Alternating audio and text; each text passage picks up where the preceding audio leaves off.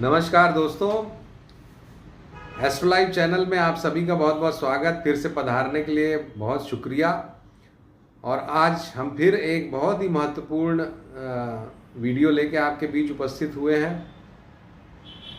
ये वीडियो आने वाले समय में आपका मार्गदर्शन करेगा और निश्चित रूप से कुछ अच्छी बातों को भी हम आपसे शेयर करने वाले हैं आने वाले समय के बारे में।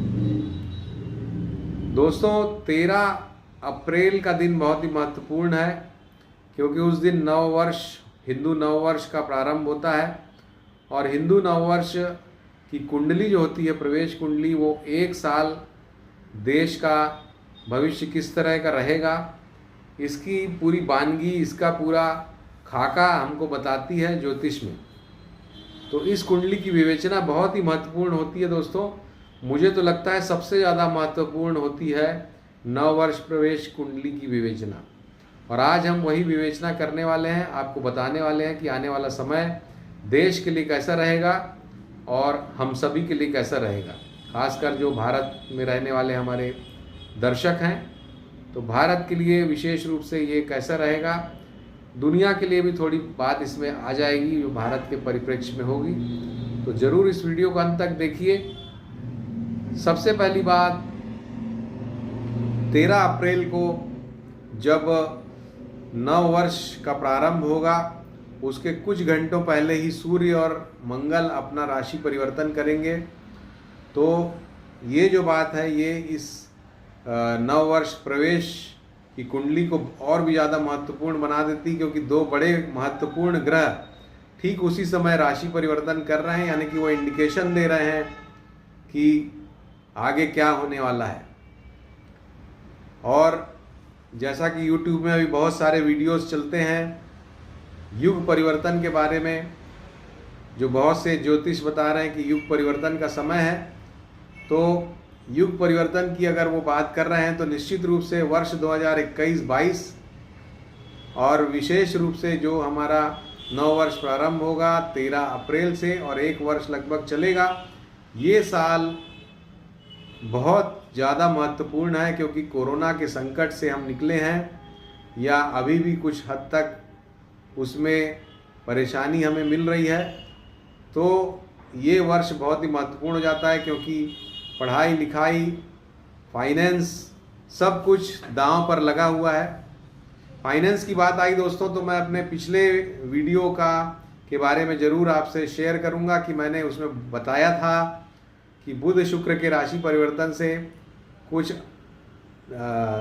आर्थिक पहलुओं के बारे में कुछ अच्छी खबरें मिलेंगी। तो आप देखिए, जो हमारी जीडीपी है उसमें जो अभी मंदी में अर्थव्यवस्था थी, उसने सकारात्मक रुख लेते हुए 0.4% जो 0.4% जीडीपी जो इस बार आई है इस क्वार्टर में, तो सकारात्मक एक खबर इकोनॉमी के बारे में जो मैंने प्रेडिक्ट किया था वो मिली है।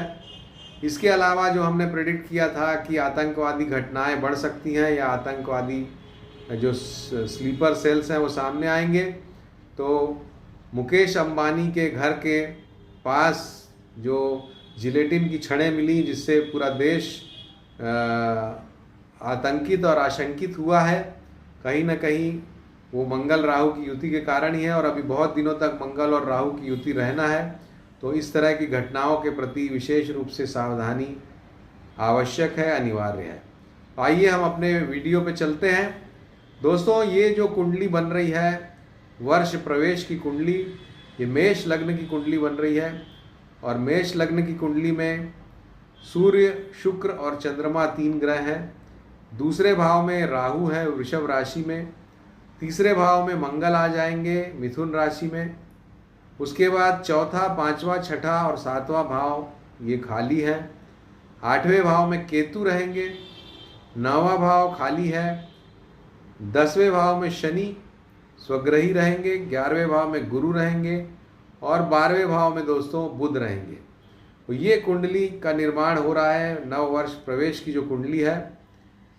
जो प्रमुख बातें इस कुंडली की विवेचना से निकल के आ रही दोस्तों, वो मैं आपको बताऊंगा एक एक करके, और फिर आप आकलन कीजिएगा कि ये वर्ष कैसा जाने वाला है। तो सबसे पहले नव वर्ष प्रवेश की कुंडली में लग्न में जो 3 ग्रह बैठे हुए हैं दोस्तों, सूर्य, शुक्र और चंद्र। सूर्य जो है वो पंचमेश है और उच्च के हो जाते हैं मेष राशि में जहाँ वो बैठे हैं। शुक्र द्वितीयेश होकर लग्न में बैठे हैं और चंद्रमा चतुर्थेश होकर के लग्न में बैठे हैं। सबसे पहली बात तो मैं ये बताऊं कि शुक्र और चंद्रमा जब लग्न में बैठते हैं तो लग्न को कमजोर करते हैं, ये ज्योतिष का सिद्धांत कहता है। तो लग्न को चूंकि कमजोरी हो रही है तो कहीं ना कहीं जनता के लिए कुछ कष्ट की स्थितियां दिखाई देती हैं। स्वास्थ्य के मामले में वो चीज़ कंटिन्यू करेगी, लेकिन उतनी भीषण नहीं रहेगी जैसी पिछले वर्ष थी। तो थोड़ी हेल्थ इश्यूज थोड़े कहीं ना कहीं दिखाई देते हैं शुक्र और चंद्रमा के लग्न में बैठने से। दोनों जल कारक ग्रह हैं, तो कहीं ना कहीं सर्दी जैसे रोगों से, जल से संबंधित रोगों से या जल से कष्ट की स्थिति दिखाई देती है अगले वर्ष। दूसरी बात लग्न को देखने से जो लग रहा है दोस्तों कि शेयर मार्केट, चूंकि पंचमेश सूर्य शेयर मार्केट के ग्रह हैं, शेयर मार्केट में इन्वेस्टमेंट लोगों का काफ़ी बढ़ेगा नए साल में और काफ़ी अच्छा लाभ भी उससे वो कमाएंगे, क्योंकि कहीं ना कहीं लक्ष्मी योग बन रहा है, क्योंकि द्वितीयेश लग्न में बैठे हुए हैं। तो द्वितीयेश का लग्न में बैठना पार्टली लक्ष्मी योग का निर्माण करता है और ये लक्ष्मी योग बन रहा है, तो शेयर मार्केट में निवेश से कहीं ना कहीं लाभ होता जनता को हमें दिखाई देता है। हालांकि ये ब्लैंकेट स्टेटमेंट, इसको आप मत मानिएगा कि हर कोई शेयर मार्केट में अंधाधुंध इन्वेस्टमेंट करने लगे। शेयर मार्केट की जिसको समझ है वही इन्वेस्ट करें, तो अच्छी ग्रोथ की उम्मीद हमें लगती है। कई दोस्तों ने हमारे पूछा था शेयर मार्केट किस तरह से बिहेव करेगा, तो आने वाले वर्ष में दोस्तों शेयर मार्केट अच्छा बिहेव करेगा, लाभ प्रदान करने वाला उसका डायरेक्शन हमें दिखाई देता है। नई ऊंचाइयों को प्राप्त करेगा शेयर मार्केट, ये भी दिखाई देता है वर्ष प्रवेश की कुंडली से। पहली बात तो ये हो गई।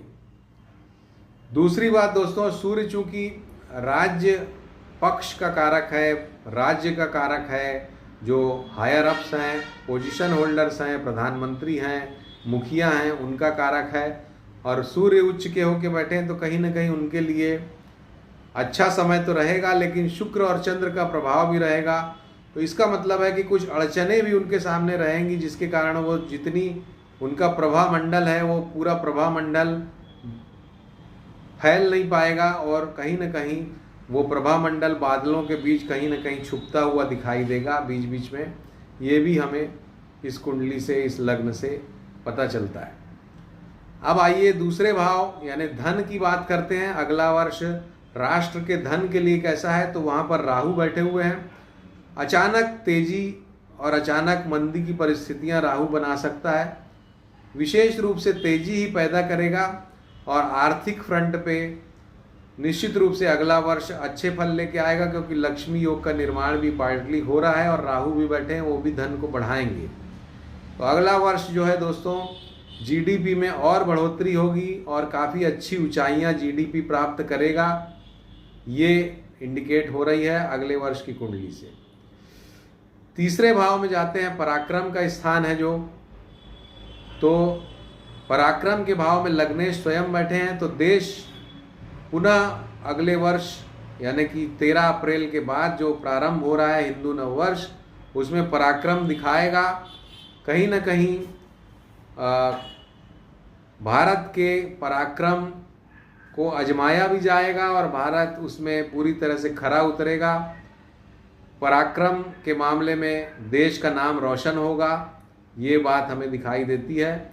गुरु की दृष्टि भी है पराक्रम भाव पर, तो कहीं ना कहीं पराक्रम के मामले में बहुत अच्छा समय है। जो सेना है उनको और नए वेपन्स मिलेंगे, नई चीज़ें मिलेंगी। देश कई जगह पर रिस्क लेके बड़े फैसले देश में किए जाएंगे, जो कि सकारात्मक फैसले होंगे, ये भी दिखाई देता है। चौथा भाव जो जनता का भाव है दोस्तों, हमारा और आपका भाव है, उसका स्वामी चंद्रमा लग्न में बैठा है पंचमेश के साथ, तो कहीं ना कहीं जैसा मैंने बताया जनता के लिए अच्छा है। जनता को धन के मामले में ये अच्छा फल देगा, शेयर के मामले में अच्छा फल देगा, स्वास्थ्य के मामले में कुछ कमी दे सकता है, लेकिन धन जो जेबें अभी सभी की बहुत से लोगों की खाली थी कोरोना के कारण या नौकरियां चली गई थी, तो नौकरियों के मामले में भी ये बहुत सकारात्मक फल देने वाला है। 10वें भाव की जब हम बात करेंगे तो ये चीज़ और भी स्पष्ट हो जाएगी। तो जनता को रोजगार के नए अवसर, धन की कमी जो है वो दूर होगी, ये बातें स्पष्ट होती हैं। जिनकी नौकरी चली गई वो खुश हो जाएं। आने वाले वर्ष में 13 अप्रैल के बाद निश्चित रूप से उन्हें नौकरी के या काम धंधे जिनके बंद हो गए, ठप हो गए हैं, कमजोरी हो गई है, वो सभी में पुनः से प्राण फूंक जाएंगे, प्राण आ जाएंगे। पंचम भाव शेयर मार्केट का भाव है, स्टूडेंट्स का भाव है, प्रसिद्धि का भाव है, बुद्धि का भाव है, फिल्म इंडस्ट्री का भी भाव माना जाता है। तो ये उच्चता प्राप्त कर रहा है सूर्य। तो ये सभी चीज़ें जो मैंने बताई उनको काफ़ी सकारात्मक फल मिलेगा। जो यंग है, जो यूथ है, वो कुछ अच्छे काम करेगा जिससे देश का नाम रोशन होगा। पढ़ाई लिखाई के बारे में जो नई नीतियाँ बनी हैं उनके अच्छे परिणाम आएंगे, और जो पढ़ाई लिखाई ठप सी हो गई थी कोरोना के कारण वो पुनः पटरी पर आ जाएगी नए वर्ष में, ये बात भी दिखाई देती है। छठवें भाव जो रोग स्थान है, ऋण स्थान है, शत्रु स्थान है, उसका स्वामी नीच का होकर के 12वें में पड़ा हुआ है। तो कहीं ना कहीं ऋण रोग शत्रु देश को परेशान करेंगे, लेकिन वो अपनी हद में ही रहेंगे और उनको मुंह की खानी पड़ेगी। ऋण भी कंट्रोल में आएंगे। अभी जो हमारी जीडीपी है वो डाउन है, तो कहीं ना कहीं भारत फाइनेंशियली अच्छा करेगा, तो ऋण भी हमारे कम होंगे और सकारात्मक परिणाम ही मिलेगा। 7वां भाव जो कि पड़ोसियों का भाव है, वो लग्न में बैठा हुआ है, उसका स्वामी। पड़ोसियों से हमारे जो संबंध हैं वो अच्छे होंगे, सुधरेंगे, और ये जो वर्ष है पड़ोसियों से अच्छे संबंधों के लिए जाना जाएगा। अष्टम भाव में जहाँ केतु बैठे हुए हैं, तो दुर्घटनाओं से विशेष रूप से हानि हो सकती है, क्योंकि केतु जो है दुर्घटनाओं के कारक हैं। कहीं ना कहीं दुर्घटनाएं जन धन को अस्त व्यस्त करेंगी, परेशान करेंगी। नेचुरल कैलेमिटीज़ भी देश को परेशान करेंगी और आयु को छीर्ण करेंगी। तो अगला वर्ष भी हमको नेचुरल कैलेमिटीज़ से छुटकारा नहीं मिलने वाला है, और काफ़ी उससे जन धन की हानि भी होगी अगले वर्ष, ये बात भी दिखाई देती है। 9वें भाव का स्वामी जो कि धर्म स्थान है, विदेश में शिक्षा को भी रिप्रेजेंट करता है, भाग्य को रिप्रेजेंट करता है। इसके स्वामी गुरु एकादश में है, तो कहीं ना कहीं धर्म की वृद्धि होगी। धार्मिक मामले जो हैं उनको इम्पोर्टेंस ज़्यादा मिलेगी, और धर्म को एक नई ऊंचाई इस वर्ष में प्राप्त होगी। भाग्य स्थान भी प्रबल है, तो भाग्य भी अगला वर्ष भाग्य के मामले में देश के लिए अच्छा है। भाग्य भारत का साथ देगा और कुछ नए सम्मान, नई उपलब्धियां देश अवश्य प्राप्त करेगा अगले वर्ष। ये बात आप ध्यान रख लीजिए। और विशेष करके विदेशों में देश का सम्मान होगा, विदेशियों का सहयोग मिलेगा, और विदेशी लोग अर्थव्यवस्था में भी अपनी सकारात्मक भूमिका निभाएंगे।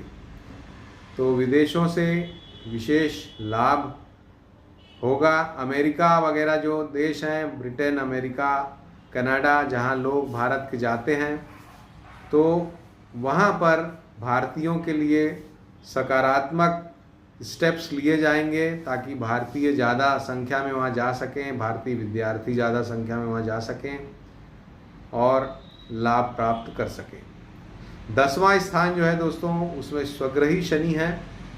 निश्चित रूप से कामकाज की स्थिति जो ठप सी हो गई थी, जीडीपी जो कि मंदी में चली गई थी, पूरी दुनिया में सबसे लो लेवल पे हमारी जीडीपी चली गई थी पिछले वर्ष, वो इस वर्ष बहुत ऊंचाइयां प्राप्त करेगी।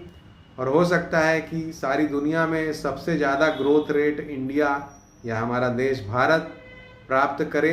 तो भी कोई बड़ी बात नहीं है। भारत के लोग मेहनत करके और अपना लोहा मनवाएंगे, नई ऊंचाइयां प्राप्त करेंगे। राज्य के प्रमुख कर्ता धर्ता यानी कि देश के प्रधानमंत्री हों या जो मुख्यमंत्री आदि हैं, जो प्रमुख लोग हैं, उनको भी दशम भाव से देखा जाना चाहिए। तो उनके लिए भी समय अच्छा रहेगा और अच्छे स्टेप्स वो लेंगे और उनकी ख्याति भी बढ़ेगी, उनका प्रभाव दबदबा कायम रहेगा।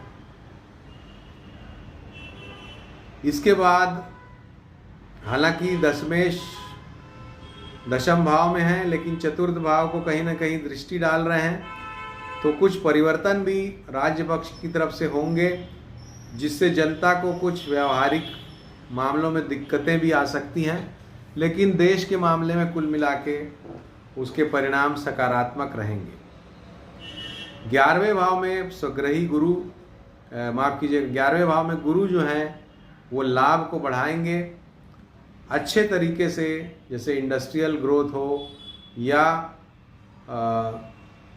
सकारात्मक तरीके से देश का जो पैसा है वो ज़्यादा मात्रा में आएगा। गवर्नमेंट की जो स्कीम है भारत में निर्माण की, उसको नई ऊंचाइयां मिलेंगी, उससे अच्छा लाभ देश को मिलेगा, ऐसी उम्मीद हम अगले वर्ष कर सकते हैं। 12वें भाव में दोस्तों, जो कि खर्च का भाव है, विदेश का भाव है, भोग का भाव है, वहाँ पर बुध हैं जो कि तृतीयेश हैं। तो ये बता रहा है कि विदेश से देश को लाभ होगा। भोग के मामले में कहीं ना कहीं कमी आएगी, यानी देश के लोगों को मेहनत ज़्यादा करनी पड़ेगी। ऋण, रोग और शत्रुओं से झेलते हुए भी उनको हराते हुए ये देश आगे बढ़ेगा, ये कुंडली बता रही है, 12वां भाव बता रहा है। तो दोस्तों, ये कुछ प्रमुख बातें थी जो नव वर्ष प्रवेश की जो कुंडली है उससे मैंने आपको बताई, और बहुत ही महत्वपूर्ण है। इस विवेचना को आप जरूर शेयर कीजिएगा। और कुछ और बातें इस वीडियो में आपसे करना चाहता हूँ, छोटी छोटी। जैसे पहली बात तो 13 तारीख को नव वर्ष का आरंभ होगा, 13 अप्रैल को। 21 अप्रैल जो है उस दिन हमारे परम श्रद्धेय भगवान श्री रामचंद्र जी की का जन्मदिन यानी कि रामनवमी, स्वयं सिद्ध मुहूर्त रहेगा। अच्छे शुभ काम जो भी आपको करने हैं आप उस दिन कर सकते हैं। हनुमान जी की जो जयंती है वो 27 तारीख को है। संकट मोचक बजरंगबली का जन्मदिन 27 अप्रैल को मनाया जाएगा। तो ये कुछ प्रमुख तारीखें हैं जो कि नव वर्ष के सापेक्ष होंगी। और चैत्र शुक्ल पक्ष प्रतिपदा से नवरात्रारंभ भी होगा, जो कि जैसा मैंने बताया रामनवमी 21 तारीख तक चलेगा। तो ये प्रमुख बातें थी। अब दोस्तों, महंगाई से हम सभी परेशान हैं, तो मैंने महंगाई के बारे में भी कुछ एक आपको मार्गदर्शन देने का प्रयास करने के लिए कुछ एक्सरसाइज किया है, वो भी आपसे शेयर कर लेता हूँ। कि जब अभी अनाज के दाम बढ़ रहे हैं, प्याज के दाम इतने हैं 50 रुपये से ऊपर, 60 रुपये के आसपास, महंगाई जो हमें बहुत परेशान कर रही, तेल के दाम, खाने के तेल के दाम बहुत ज़्यादा हैं, तो निश्चित रूप से हम इससे परेशान हैं। तो आगे का समय क्या कहता है उसकी विवेचना सुनिए। 15 मार्च तक का जो समय है, इस समय धान्य यानी कि जो गेहूँ चावल हमारे धान्य हैं ये महंगे होंगे। वस्त्रों में भी तेज़ी आएगी। धान्य में महंगाई जो है वो 30 मार्च तक और भी जारी रहेगी। अप्रैल का जो महीना है वो धान्य, सोने, चांदी, इसमें कुछ मंदी और फिर तेज़ी लेके आएगा। तो सोना अगर आपको पकड़ना है खरीदने के लिए तो अप्रैल में आपको एक मौका मिलेगा सोने को पकड़ने के लिए। 15 मई तक का समय जो है वो पुनः धान्य में तेज़ी रहेगी, जो कि 26 मई तक कंटिन्यू करेगी। और फिर 26 मई से 10 जून तक सोना, चांदी, तांबा, जितने मेटल्स हैं, साथ ही गेहूं में तेज़ी रहेगी, बाकी धान्यों में समता रहेगी, और वस्त्रों में तेज़ी रहेगी 10 जून तक। 10 जून के बाद 24 जून तक पुनः धान्य में तेज़ी रहेगी, और यहाँ पर दोस्तों धान्य जो है जाके स्टेबलाइज होंगे 24 जून के बाद, और फिर 9 जुलाई तक धान्य में मंदा, सोने चांदी में अलबत्ता तेजी रहेगी। 24 जुलाई तक उसके बाद यानी 9 जुलाई से 24 जुलाई धान्य में समता जारी रहेगी। तो ये आप देख करके समझ गए होंगे कि 24 जून तक धान्य में कहीं ना कहीं तेजी बनी रहेगी। सोने चांदी मेटल्स में भी अप्रैल में थोड़ी कमी आएगी, उसके बाद जुलाई तक की विवेचना मैंने की है, तब तक तेजी का रुख इसमें बना रहेगा। तो दोस्तों ये हमारी विवेचना थी शेयर मार्केट के बारे में। जैसा हमने बताया है पहले ही अपने जो 9 वर्ष कुंडली की विवेचना में कि शेयर मार्केट 13 अप्रैल के बाद बहुत ही अच्छे तरीके से जनता को लाभ पहुंचाएगा और अच्छी ऊंचाइयां भी वो प्राप्त करेगा अगले वर्ष के पूरे वर्ष पर्यंत। तो बीच बीच में कमी तेजी आती रहेगी, लेकिन ओवरऑल वर्ष का अगर आप एक प्रोफाइल देखेंगे तो शेयर मार्केट का विशेष योगदान रहेगा देश की इकोनॉमी में भी और देश के आर्थिक स्थिति के इंडिकेटर के रूप में भी। और आर्थिक स्थिति देश की अब सुधरने वाली है, तो आप सभी खुश हो जाइए। जिनकी नौकरी चली गई थी वो सभी खुश हो जाइए, और काम धंधा भी जिनका कमज़ोर है वो अब खूब मेहनत करिए और अगला वर्ष अपनी मेहनत से सकारात्मक बनाने का वर्ष है। खूब प्रोग्रेस, बहुत अच्छी प्रोग्रेस, बहुत अच्छी उन्नति देश को मिलेगी और देश फिर से सोने की चिड़िया जैसा पहले कहा जाता था उस रास्ते पे अग्रसर होगा और नई ऊंचाइयां पाएगा।